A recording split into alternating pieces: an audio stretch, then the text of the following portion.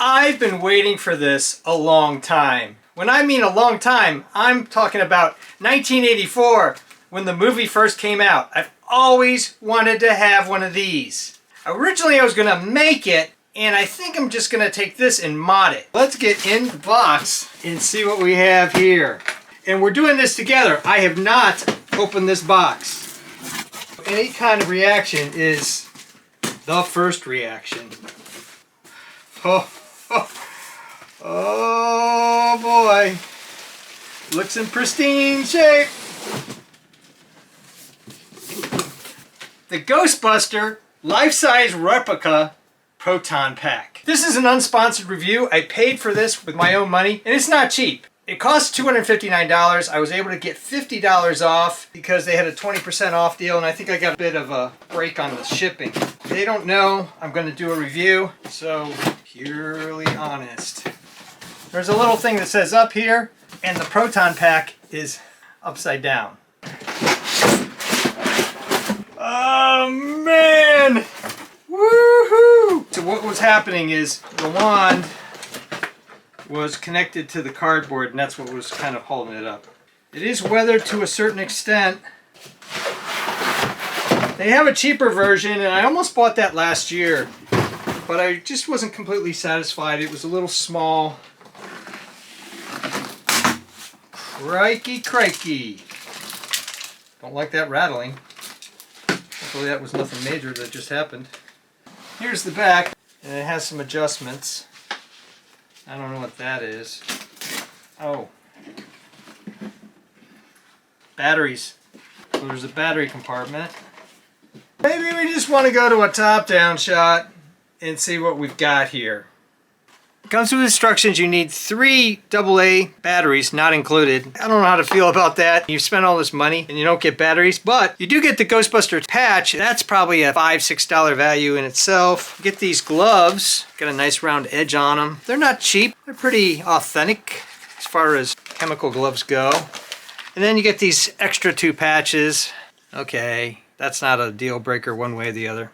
Initial impressions on the weathering is it's pretty good. As long as everything works, then I'm sold.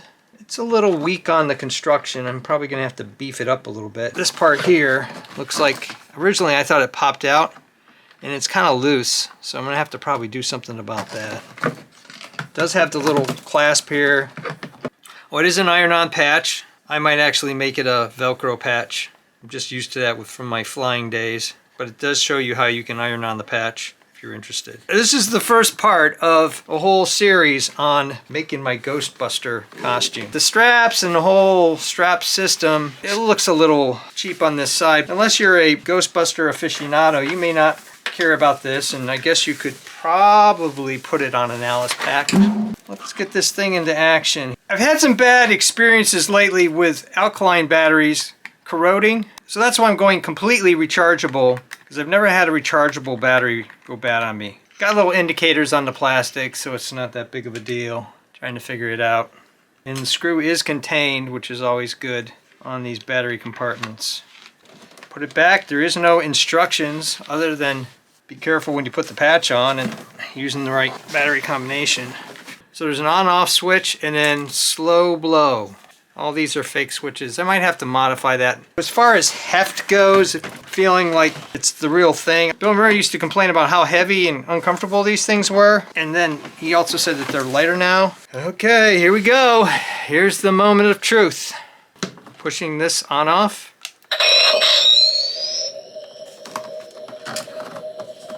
See that the lights are alternating back and forth there.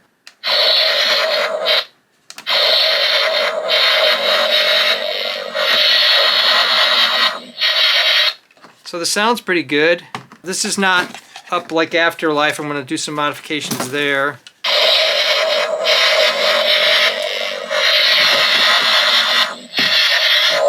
This does light up. Hopefully you can see that. Okay, powering down. Okay. So I guess that is the power up and the power down that you see in the video at Spirit Halloween, and then this is taking out the ghost thing. One thing that's really confusing is this waist belt and the straps. The waist belt looks like it's almost been put on backwards. I've tried to look online. There's no instructions on the waist belt, which is a little frustrating. I've done a lot of backpacking. I kind of know how waist belts are supposed to be, and this one just doesn't seem right. Reversed, for some reason this piece needs to be over there, and that piece needs to be over there, and there's no real way without getting a little too aggressive. This is not attached at all to the waist belt except for this right here, which is kind of weird, and I've seen other people talk about this and the strap just kind of sits down there looking stupid. I'm going to have to figure this out, and if I do, certainly do a follow-on video, but that's a little disappointing. Some of the pieces like this are plasticky, so I'm going to have to fix those, and this sticker is upside down. Figure out what that rattling is. So I'm probably going to have to take this apart in a future video, but this is just the unboxing video. Well, I don't think it's supposed to be loose like that, so I'll have to figure that piece out. So I'll put it on and I'll show you what it looks like with a little bit of action on the buttons. So the straps take a little adjusting. You can slide this hip piece here in there, but it just seems like it should be connected. I'm already thinking of ways I can modify this to make it better. If you're a pretty big person, you should be able to wear this. I've got a 32-inch waist, so let's see if we can get this to work. Okay, so this is what it looks like on the back.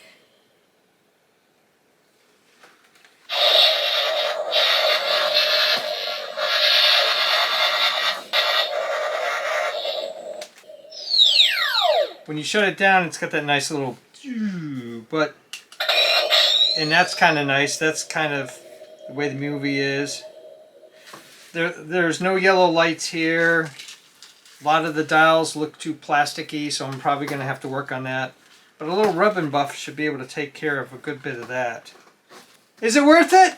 At least to me, $249 is a lot of money.